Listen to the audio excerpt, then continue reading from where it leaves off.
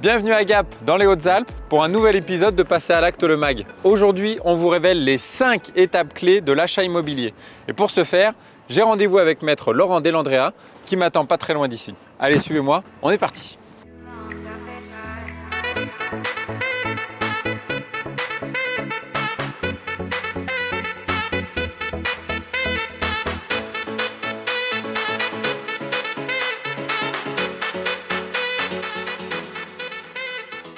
Salut Laurent. Bienvenue à Gap. Bah merci, ça va? Ouais, ça va et toi? Bah écoute, je suis très content de venir ici à Gap.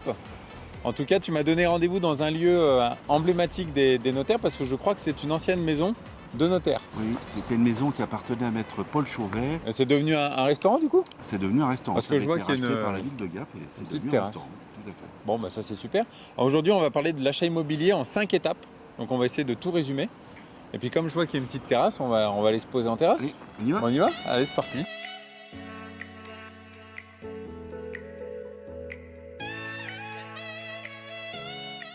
Alors Laurent, du coup, la première étape pour un acquéreur, c'est peut-être d'abord d'aller voir son banquier. C'est un conseil qu'on peut donner effectivement aux acquéreurs pour qu'ils puissent définir leur budget. Ils veulent acheter une maison, un appartement. Est-ce qu'ils peuvent emprunter facilement 100 000, 200 000, 500 000 euros?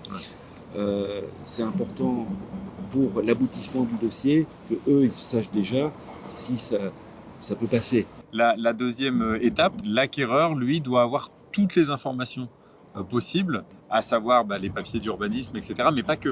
Pas que. En fait, quand le dossier arrive à l'étude, on va avoir le titre de propriété du vendeur. Donc c'est soit un acte d'acquisition, la plupart du temps, ça peut être des successions, des donations. Et dans ces actes-là, on a des retranscriptions aussi des servitudes. Parce que ça peut être important aussi pour l'acquéreur, effectivement, qu'il sache qu'il y a une canalisation qui passe, parce qu'on ne la voit pas. On peut avoir une servitude de passage qui n'est plus utilisée, mais elle existe encore juridiquement. On peut avoir des servitudes de non-construction, une partie du terrain qui est neutralisée pour que le voisin il ne soit pas gêné par une construction. Tout à fait. Voilà.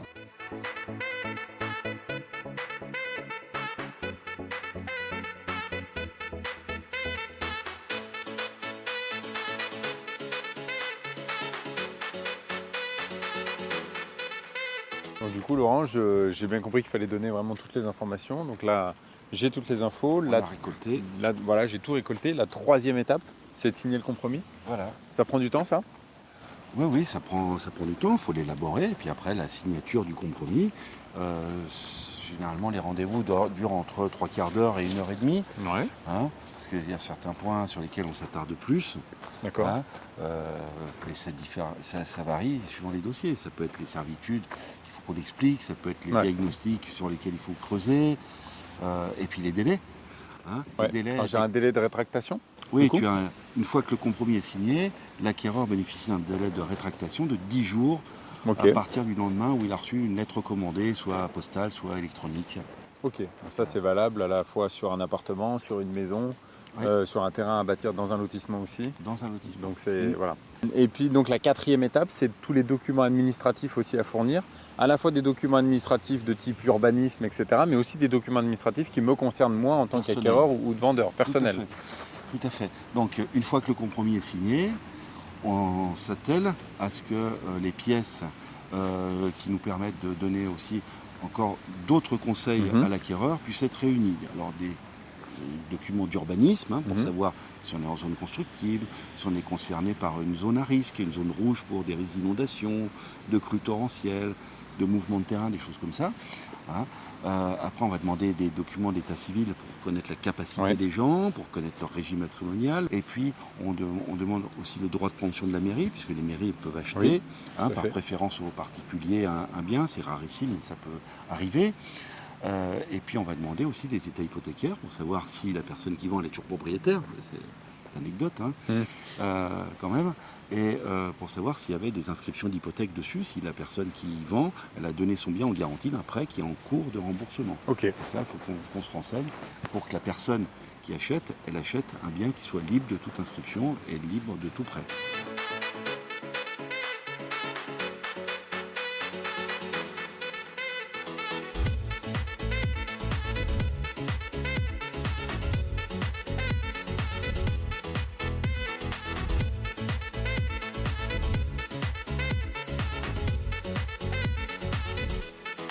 Alors Laurent, une fois qu'on a rempli ces 4 étapes, Ouais. la dernière, j'imagine que c'est passé à l'acte avec un notaire. Combien de temps ça prend ça? Tout à fait. Alors une fois que le compromis est signé, les démarches sont faites pour obtenir des pièces dont on a parlé tout à l'heure. Et puis on attend le retour des pièces, c'est plus ou moins long, hein, ça peut varier entre 3 semaines à 2 mois pour obtenir notamment le droit de préemption de la commune.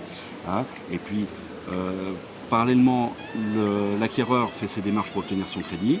Dès qu'il a son offre de prêt, il nous la communique.